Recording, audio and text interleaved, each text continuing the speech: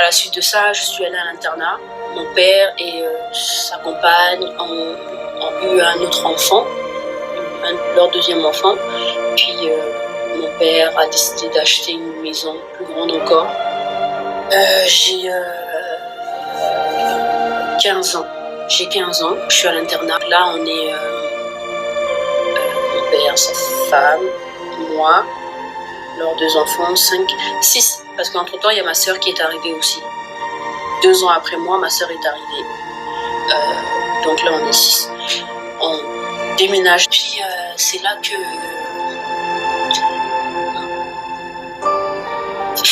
c'est là que les maltraitances de la part de mon père vont diminuer pour laisser place aux agressions sexuelles.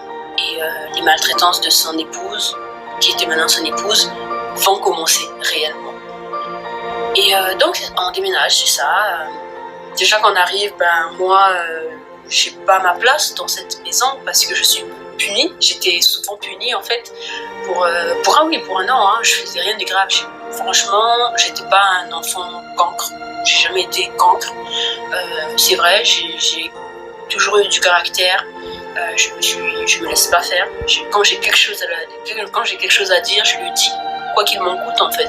Et c'est cette personnalité que j'avais même face à ce monsieur, mon père, et à son épouse en fait. Quand il y avait quelque chose qui n'allait pas, surtout quand c'était injuste, parce que moi j'ai en horreur la justice, je me faisais entendre en fait. Et ça me coûtait des coups évidemment, mais je le faisais quand même. On arrive dans cette maison, j'ai pas ma place parce que je suis punie, donc tout le monde emménage en fait, tout le monde trouve des décos parce que là chacun avait sa chambre. On était déjà rendu à 4 enfants. On était 4 enfants, puis on avait chacune notre chambre parce qu'il n'y avait que des filles, chacune notre chambre. Et toutes mes sœurs s'installaient. On partait faire les courses pour savoir ce qu'elles veulent comme décoration, les meubles et tout ça. Puis moi j'étais à l'écart. Mon père me menaçait de me renvoyer au Congo. Là ma grand-mère n'y était plus, donc évidemment je serais plus avec ma grand-mère. J'étais pas installée, mes cartons toujours fermés. Puis voilà, on était dans ce climat-là. Puis moi, je retournais à l'internat en semaine, je rentrais le week-end, puis je sais pas, peut-être l'internat avait amélioré les rapports entre mon père et moi.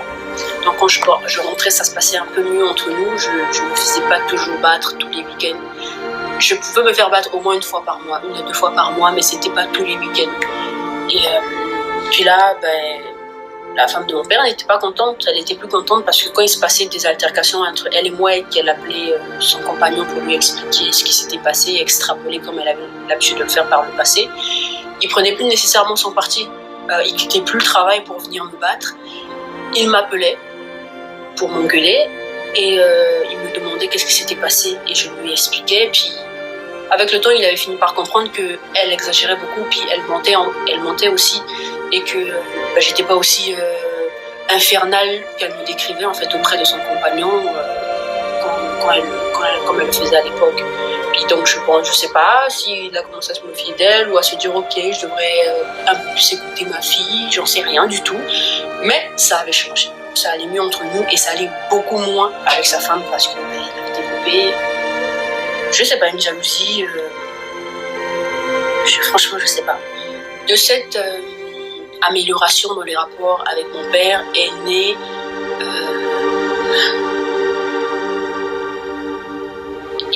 une ambiance bizarre.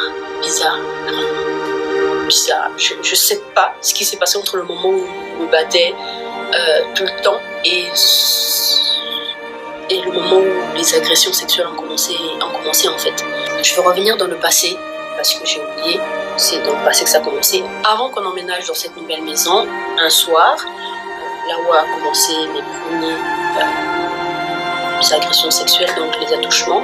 Juste pour les gens qui ne le savent pas, parce que je vois souvent sur internet, les gens ne connaissent pas la différence entre agression sexuelle et viol. C'est pas du tout la même chose. Juridiquement parlant, c'est pas du tout la même chose. Une agression sexuelle, c'est tout ce qui est sexuel, mais sans pénétration, c'est-à-dire des attouchements, caresser les seins, caresser les parties intimes, faire des allusions, des messages sexuels.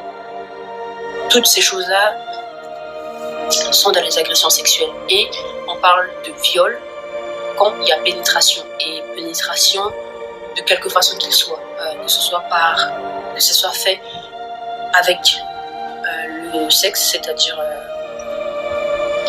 le sexe masculin, ou avec un objet, ou avec des membres. Et que ce soit aussi bien dans les parties génitales que dans la bouche, par exemple. Là, on parle de viol. Donc les premières agressions ont commencé à ce moment-là. J'avais 15 ans, je partais sur mes 16 ans, j'étais à l'internat. Un week-end, mon père qui vient me chercher à l'internat comme d'habitude.